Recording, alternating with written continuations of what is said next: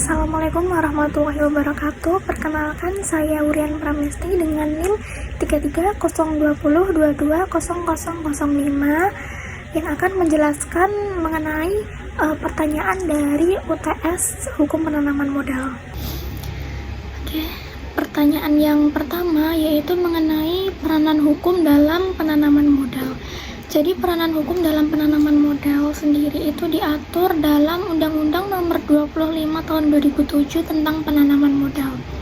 Yang mana dalam undang-undang ini juga mengatur kebijakan dasar penanaman modal, termasuk ketentuan mengenai penanaman modal asing dan penanaman modal dalam negeri.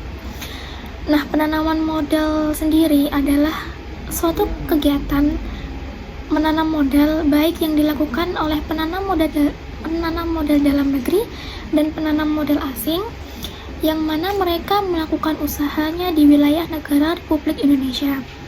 Dan penanaman modal itu sendiri diselenggarakan berdasarkan atas kepastian hukum, kemudian ada asas keterbukaan, ada asas akuntabilitas, kemudian perlakuan yang sama, serta tidak membedakan asal negara dan asas kebersamaan.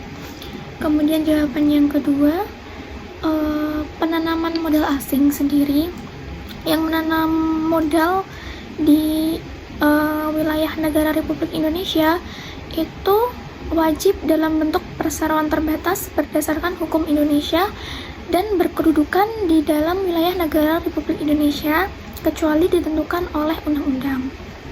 Yang mana penanaman modal asing itu semua bidang usaha atau jenis terbuka bagi kegiatan penanaman modal kecuali bidang usaha atau jenis usaha yang dinyatakan tertutup dan terbuka dengan persyaratan. Kemudian bidang usaha yang tertutup itu bagi penanaman modal asing adalah produksi senjata, mesin, alat peledak, kemudian ada peralatan perang, dan bidang usaha yang secara eksplisit dinyatakan tertutup berdasarkan undang-undang. Kemudian pemerintah itu sendiri berdasarkan peraturan presiden itu menetapkan bidang usaha yang tertutup untuk penanaman modal baik asing maupun dalam negeri itu berdasarkan kriteria kesehatan moral, kebudayaan, lingkungan hidup, pertahanan, dan keamanan nasional, serta kepentingan nasional lainnya. Kemudian ada kriteria dan persyaratan di bidang usaha itu sendiri yang tertutup dan terbuka dengan persyaratan serta daftar bidang usaha yang tertutup dan yang terbuka dengan persyaratan masing-masing ada pada pasal 12 Undang-Undang Nomor 25 Tahun 2007 tentang penanaman modal yang akan diatur dengan peraturan presiden.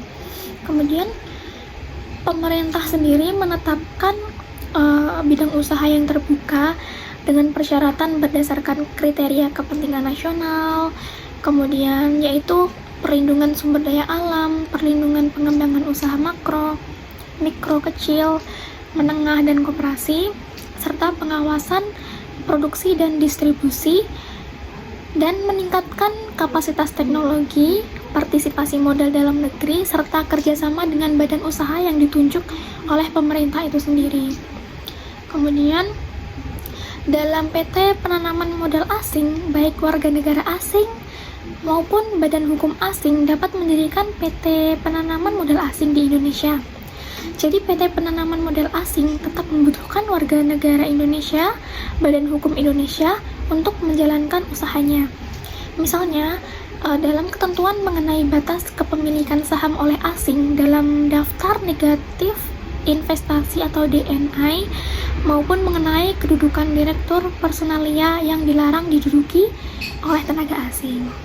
Kemudian jawaban yang ketiga yaitu mengenai tujuan penyelenggaraan penanaman modal, yang mana antara lain itu meningkatkan pertumbuhan ekonomi nasional, kemudian ada menciptakan lapangan kerja bagi warga negara Indonesia itu sendiri, kemudian meningkatkan pembangunan ekonomi berkelanjutan, meningkatkan kemampuan daya saing dunia usaha nasional, meningkatkan kapasitas dan kemampuan teknologi nasional, mendorong pengembangan ekonomi kerakyatan.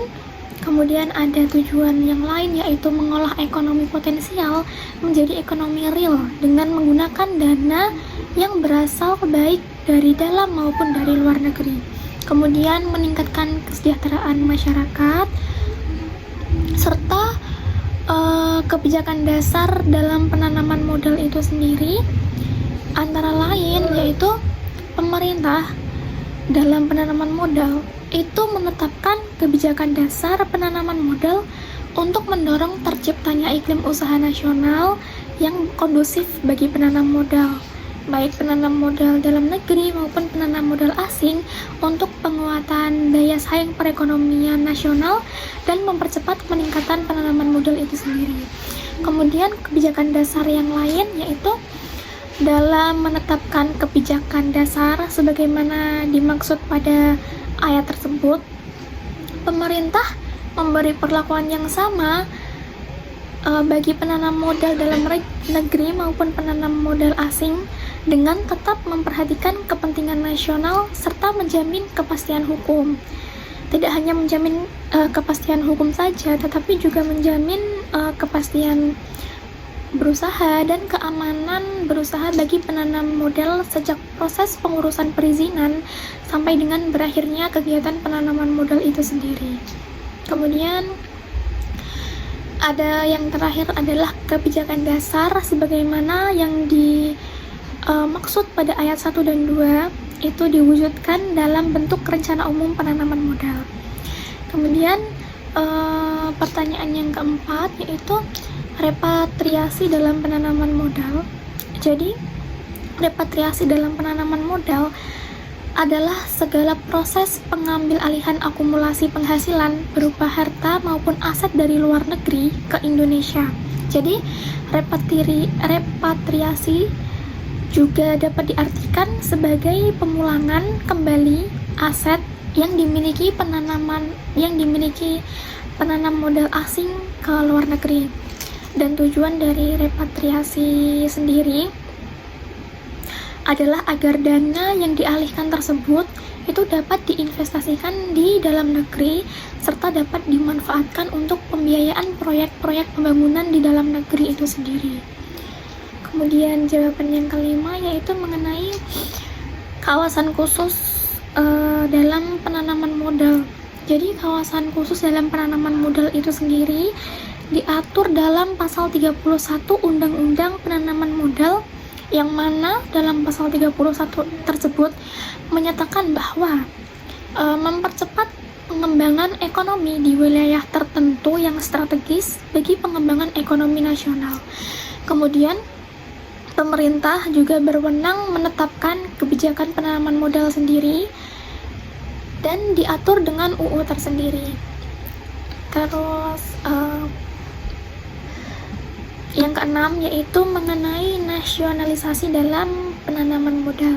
Jadi nasionalisasi dalam penanaman modal adalah pengambil alihan kepemilikan perusahaan swasta, terutama pada perusahaan modal asing, oleh pemerintah.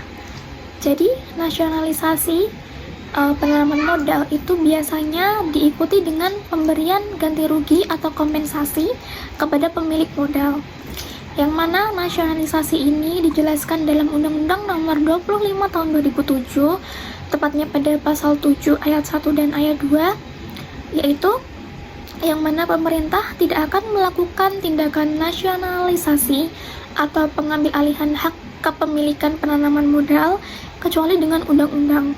Jadi, jika pemerintah itu melakukan nasionalisasi, maka penanam modal asing yang diambil alih haknya tersebut atau diambil alih kepemilikannya tersebut akan diberikan kompensasi berdasarkan harga pasar. Jadi akan diberikan kompensasi atau diberikan ganti rugi berdasarkan harga pasar. Kemudian yang ketujuh yaitu mengenai fasilitas fiskal dalam penanaman modal. Jadi fasilitas fiskal dalam penanaman modal sendiri itu tepatnya ada pada pasal 18 Undang-Undang Nomor 25 Tahun 2007 tentang penanaman modal, yang mana yang pertama, pengurangan pajak penghasilan neto sebagai tingkat tertentu terhadap jumlah penanaman modal yang dilakukan dalam waktu tertentu. Kemudian yang kedua, pembebasan atau keringanan biaya masuk atas impor barang modal, mesin atau peralatan untuk keperluan produksi yang belum dapat diproduksi di dalam negeri. Kemudian yang ketiga, ada pembebasan atau keringanan bea masuk bahan baku atau bahan penolong untuk keperluan produksi untuk jangka waktu tertentu atau persyaratan tertentu. Kemudian yang keempat, ada pembebasan atau penanggungan pajak pertambahan nilai impor barang modal atau mesin atau peralatan untuk keperluan produksi yang belum dapat diproduksi di dalam negeri dalam jangka waktu tertentu. Kemudian ada keringanan pajak bumi dan bangunan yang mana khususnya untuk bidang-bidang tertentu pada wilayah dan daerah atau kawasan tertentu. Kemudian pembebasan atau pengurangan PPh dalam jumlah dan waktu tertentu yang hanya dapat diberikan kepada penanam modal baru yang merupakan industri pionir. Kemudian yang ke-8 ada pengaturan hak atas tanah bagi penanaman modal asing itu seperti apa. Jadi pengaturan hak atas tanah bagi penanam modal asing di Indonesia itu antara lain adalah sebagai berikut.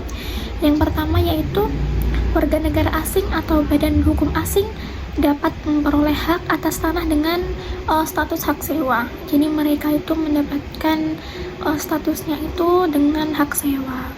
Kemudian yang kedua yaitu penanam modal asing dapat membeli tanah atau properti dengan membentuk perseroan terbatas penanaman modal asing. Kemudian penanam modal asing sendiri itu memperoleh hak guna bangunan, yaitu hak untuk mendirikan bangunan di atas tanah yang bukan miliknya sendiri. Hak guna bangunan ini berlaku selama 30 tahun dan dapat diperpanjang selama 20 tahun. Seperti itu. Kemudian ada pemerintah yang dapat menggantikan atau membatalkan pemberian dan perpanjangan hak atas tanah kepada pemilik modal asing jika perusahaan tersebut melanggar ketentuan peraturan perundang-undangan penanaman modal. Kemudian jawaban yang ke-9 yaitu mengenai pengaturan ketenagakerjaan bagi penanaman modal asing, yang mana pengaturannya yaitu yang pertama adalah perusahaan penanaman modal dalam memenuhi kebutuhan tenaga kerja itu harus mengutamakan tenaga kerja warga negara Indonesia. Kemudian perusahaan penanaman modal berhak menggunakan tenaga ahli warga negara asing untuk jabatan atau keahlian tertentu sesuai dengan ketentuan dan peraturan dari perundang-undangan penanaman modal itu sendiri.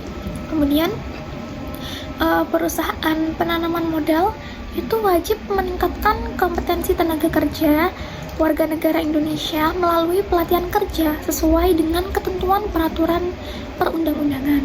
Kemudian perusahaan penanaman modal yang memperkerjakan tenaga kerja asing itu diwajibkan untuk menyelenggarakan pelatihan alih teknologi kepada tenaga kerja warga negara Indonesia sesuai dengan ketentuan perundang-undangan, yang mana ketentuan perundang-undangan itu diatur dalam Undang-Undang Nomor 25 Tahun 2007 tentang penanaman modal, kemudian diatur juga dalam Undang-Undang Nomor 13 Tahun 2013 tentang ketenagakerjaan, dan Peraturan Menteri Ketenagakerjaan dan Transmigrasi Nomor 10 Tahun 2018 tentang tata cara penggunaan tenaga kerja asing.